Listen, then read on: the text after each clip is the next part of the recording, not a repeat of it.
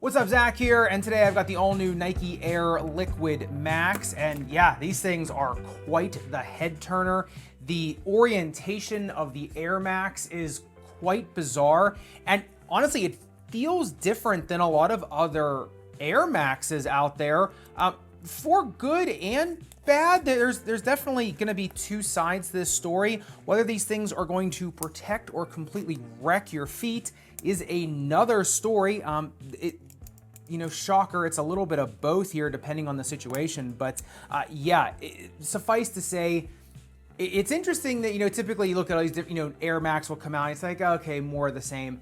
This is definitely, in terms of feel, it is definitely different with the orientation of the Air Max units. So in terms of will these protect or wreck you, let's start off in the uppers, because that's honestly just as big of a part of these as the actual Air Max underneath of it. Now, number one in the uppers, they say this is a 3-layer upper here, this nano weave they call it. When I look at the microscope, basically it's this outer, like this is the Dart Frog, right, edition, or the Dart Frog colorway. So you've got the rubber on the top, and then you've got this basically like chainmail rubber underneath of it. You can kind of see it just moving, and it is really flowy, which I like a lot. Super comfortable, but also really accepting of different foot types. We'll get to that in the fit section, but the stats on these things are really bizarre for actually how they feel on foot, and it's the uppers. It's this rubberized like kind of weave in there. Then underneath of that, there is a weave underneath that. There actually is textile underneath. You can see it on the microscope. I kind of pull it out, but also it breathes exceptionally well. Like, it doesn't look like it's open pored. But on the breathability test, fog's just pouring out of here everywhere, really. All around the forefoot of the shoe, around the sides. The one thing is, though, is the tongue on these things. Yes, I get it. They've got some more of this nano texture, whatever they want to call it. But the rest of the tongue is so flimsy and cheap that's like the one thing that really could have made this like one solid unit, actually really nice material all the way around. The heel counter is really wimpy. The padding, I should say, around the heel counter is really wimpy. There could have been a little more padding there. The heel counter itself is actually pretty sturdy. I mean, it's a casual shoe, but it is pretty sturdy.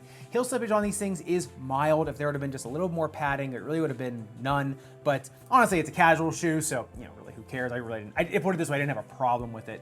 But I would say, besides the tongue, which I didn't really get lace irritation either, but besides the tongue, I would say the name of the game in these things is, honestly, really nice, interesting materials in the uppers, but also incredibly comfortable materials in the uppers. I would not hate it if we saw more Nike shoes adopt some of this upper, layout. Maybe not for the entire upper, because it might need a little bit more containment, but at least in pieces. This is actually something I really like. All right, but cutting these things open and actually seeing the layers in the midsole really makes a lot of sense to what I was actually feeling underfoot. And also it kind of explains a lot of the shoe. Now, when we look at these things, your eyes are not deceiving you here. That is a big old arch in these things. It is just made of Cushlon though, really. The rest of it is just flat there like a board. You are sitting 4 centimeters though in the air, in the rear foot. You're seeing 4.5 in the arch. So it is really substantial of an arch. The thing is, this drop-in is just made of Cushlon, so it will bottom over time. What that means for orthotics and other insoles, that aftermarket stuff we'll talk about in the fit section. It is kind of interesting in this model. This model is a little bit different than some others, but as you can see, there is a lip on these things, both in the forefoot and in the rear foot. This is a true drop-in midsole of Cushlon. Now, when you take that out, what's underneath of that is just like a TPU sheet. That's the strobe board. It's just one flat TPU sheet, and then Phylon is glued underneath of that.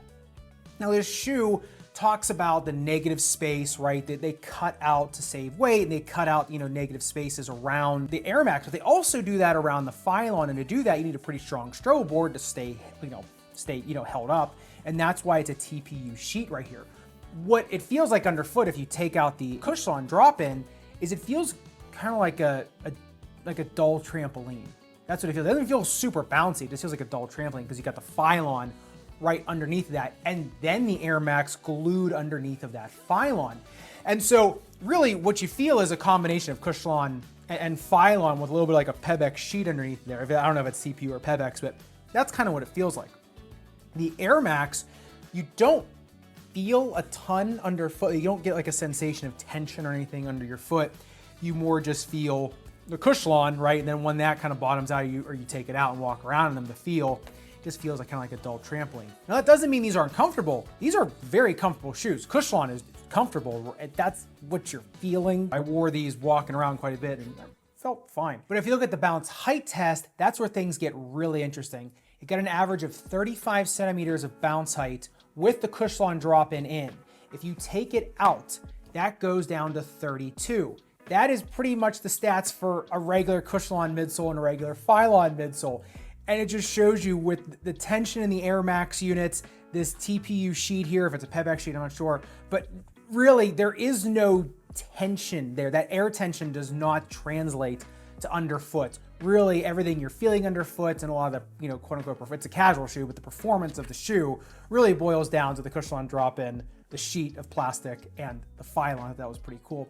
It was pretty interesting. But if you look at the shock absorbing capabilities of these on the tensiometer, it takes 58 newtons to push this thing down 5 millimeters with the Cushlon drop-in in there. That goes to 33 after 3 cycles. That is pretty typical for a soft EVA. And that's just what normally we're used to seeing. But if you take that out and you do it on the Phylon and the Air Max units with full tension, before I cut them open, it takes 88 newtons. Now that doesn't go down.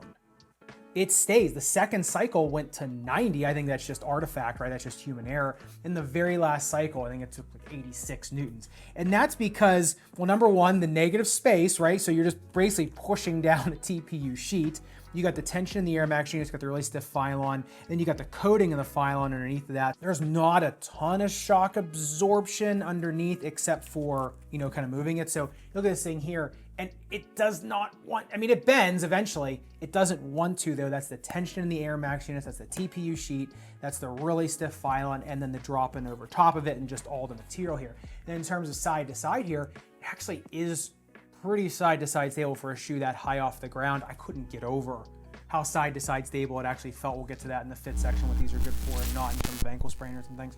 But as you can see, it really is the tale of two shoes if you take the drop-in in or out. All right, but getting into the tripping hazard, otherwise known as the outsole tread of the Liquid Max, basically just follows that point-loaded Air Max pattern here with the dot and grid configuration. Now, what I noticed on this is, just like I just said, to me, it was a tripping hazard going down steps. These little grooves would catch in steps and you almost feel yourself going. And I knew I knew it was gonna happen, and still I kind of got caught. So I would say if you're on steps going down, make sure you're holding that handrail, because these things are a little bit wonky just because of that, they say the cord out negative space, and that's this.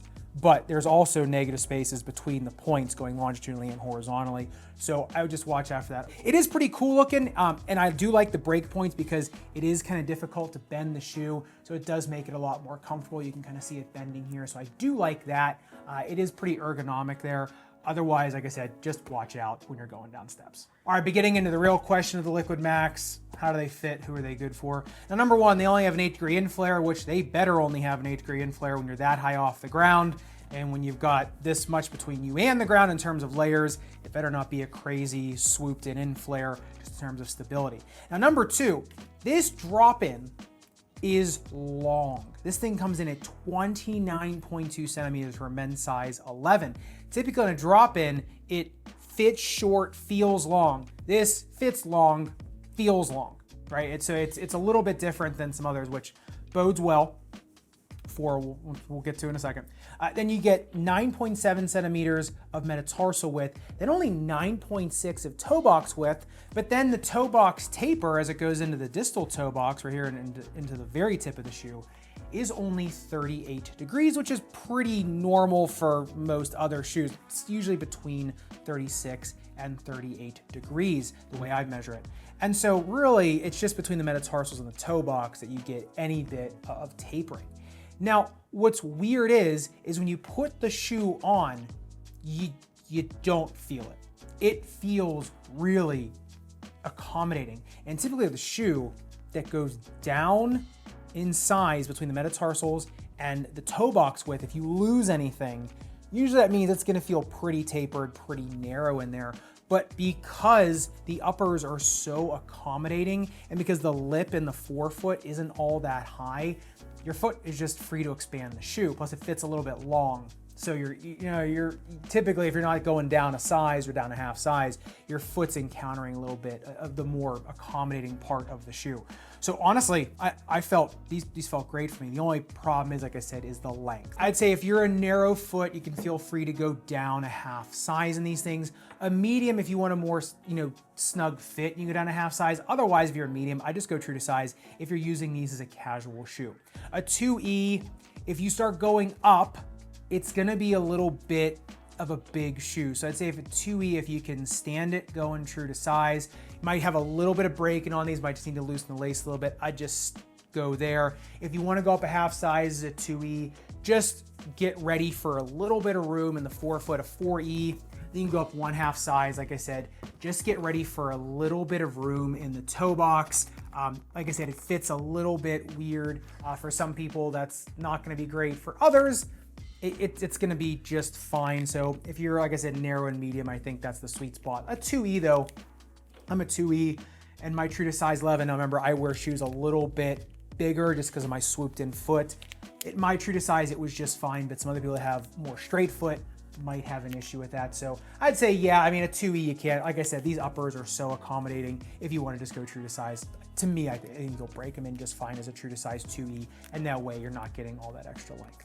All right, in terms of a flat, neutral, and high arch, I think honestly, yeah, in terms of all of these, they're fine. In terms of a high arch though, if you are an ankle sprainer, to me, they were way more stable than I thought they were going to be. But once you start tipping them, they don't stop because, like I said, they come out so wide, which is great.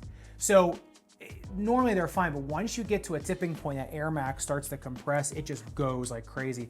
Plus the uppers are not the most containing things on the planet. Plus there's not a lot of proprioception to them. Plus with the tripping hazard going down the steps.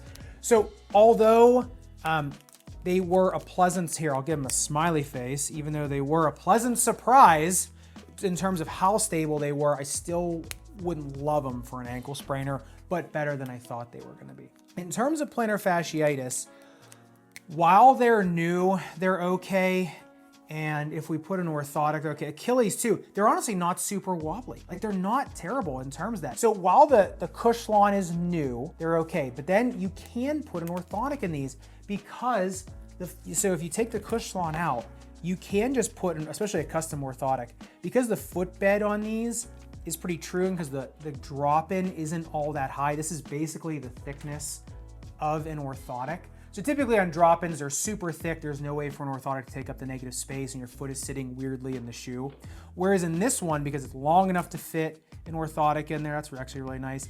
And because it's designed for something as low profile as just a regular plastic or polypropylene, nylon, carbon fiber orthotic, you can get one in there so you can actually replace the Cushlon with an orthotic in these things, which is, honestly, that's fantastic. In terms of forefoot pain, yeah, I think they're okay. They're not the best thing on planet Earth, but I think that they're okay. In terms of arch pain, In terms of arch pain, yeah, because the Cushlon is great, and then you can throw an orthotic after that. Big toe arthritis, actually, I do think they're okay. I do think they protect the big toe decently. They kind of act as a plastic plate in the forefoot for some people with big toe arthritis, but they bend okay, but you get a lot of absorption on the bottom. So honestly, I think they're good. Knee, hip, and back pain, they do sit pretty high off the ground. The drop isn't terrible though. The Cushlon is okay. They don't wobble. So I'd say they're okay. They're fine. I just think the big thing is an ankle sprainer. If you get into a situation where you're on some weird terrain and the Air Max is not acting like the top of the shoe is, I think that's the issue, is the shoe operates as two different shoes.